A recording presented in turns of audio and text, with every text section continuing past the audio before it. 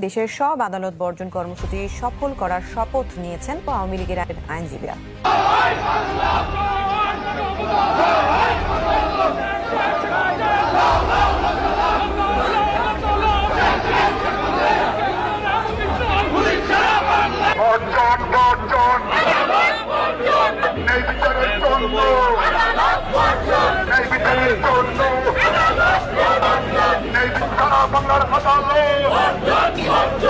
আপনারা লক্ষ্য করছেন যে গায়েবী মামলা, একটার পর একটা মানুষের সাজা। আমরা আইনজীবীরা মনে করি যে প্রক্রিয়ায় তথাকথিত নির্বাচন হচ্ছে তাতে বাংলাদেশ আরো পিছিয়ে পড়বে।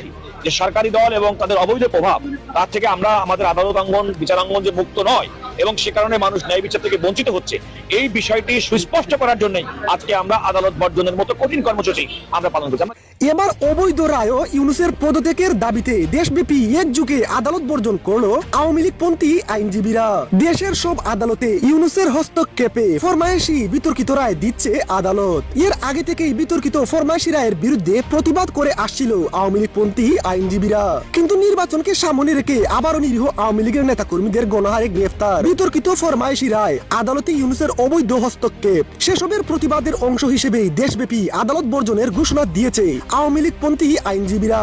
বিক্ষুব্ধ আইনজীবীরা বলেন, আওয়ামী লীগকে নির্বাচনের বাইরে রেখে বিতর্কিত নির্বাচন করতে যাচ্ছে এই অবৈধ সরকার, আদালতেও হস্তক্ষেপ করছে আর বিতর্কিত ফরমায়েশি রায় দিচ্ছে আদালত। আমরা আইনজীবীরা আমাদের দায়িত্বশীল জায়গা থেকে ইউনূস সরকারের পদত্যাগ সহ দেশব্যাপী উচ্চ আদালত বর্জন করার সিদ্ধান্ত নিয়েছি।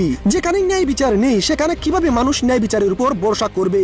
এভাবে এই বিনা ভোটের সরকার থাকলে বিচার বিভাগ ধ্বংস হয়ে যাবে, মানুষের ন্যায় বিচারের প্রতি আস্থা রাখবে না, বিচার ব্যবস্থা আরো ধ্বংস হয়ে যাবে।